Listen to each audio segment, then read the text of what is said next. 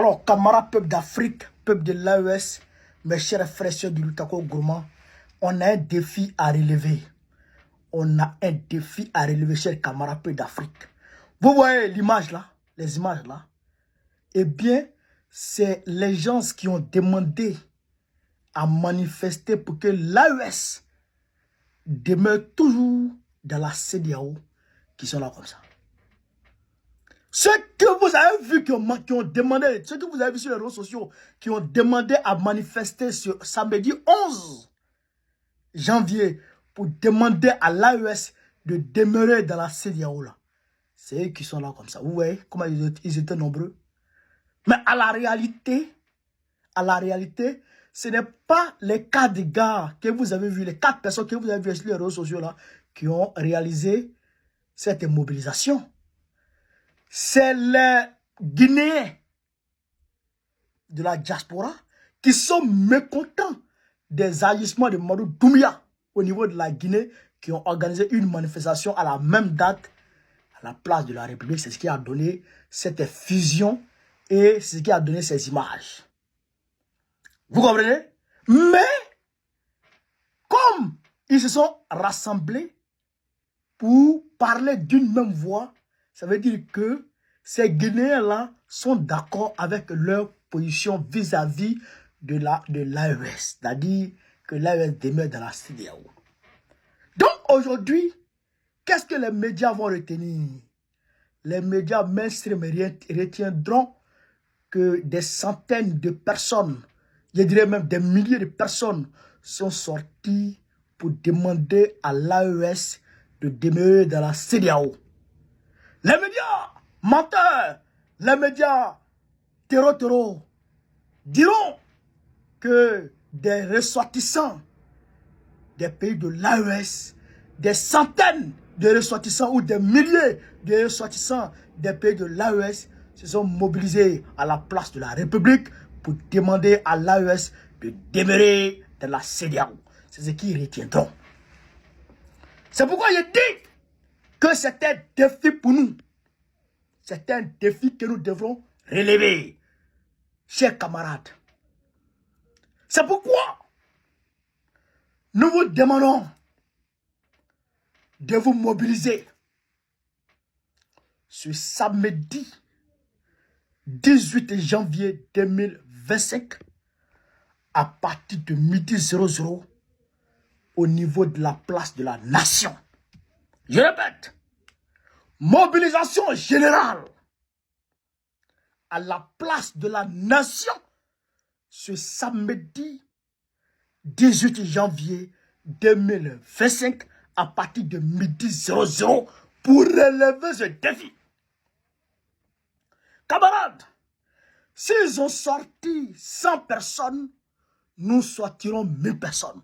S'ils ont sorti 1000 personnes, nous sortirons 10 000 personnes. S'ils ont sorti 10 000 personnes, nous sortirons 100 000 personnes ici à Paris. Nous en sommes capables, nous l'avons déjà fait et nous le referons ce samedi 18 janvier 2025. Frères et sœurs, c'est le vrai combat qui est là comme ça. Il ne faut pas rester à la maison. Il ne faut pas s'asseoir. Il faut sortir. Toi qui soutiens l'AES, toi qui es convaincu de la position patriotique, de la position panafricaniste de nos 3 leaders. Toi qui es d'accord avec les actions panafricanistes, les actions patriotiques, les actions souverainistes de nos 3 chefs d'État patriotes, lève-toi ce samedi et rejoins-nous à la place de la Nation à partir de midi 00. Si vous restez à la maison, alors que vous soutenez nos 3 leaders, à savoir le capitaine Ibrahim Traoré, le président Assimi Goïta et le président Abdoulaye Tchani, c'est que vous êtes des ennemis sans le savoir. Si vous asseyez parce que vous aurez eu peur du froid, vous serez des ennemis de l'AES. Parce que ceux qui sont au front n'ont pas eu peur de la mort. Ils n'ont pas eu peur des balles. Ils n'ont pas eu peur du feu. Ils n'ont pas eu peur de la pluie. Ils n'ont pas eu peur de la soif. Ils n'ont pas eu peur de la faim. Par patriotisme. Par panafricanisme. Par désir de liberté. Alors, nous devrons nous lever comme des soldats, comme des vrais guerriers pour relever ce défi. On ne peut pas laisser cette histoire passer. On ne peut pas laisser ça la passer, les camarades d'Afrique. Mobilisez-vous.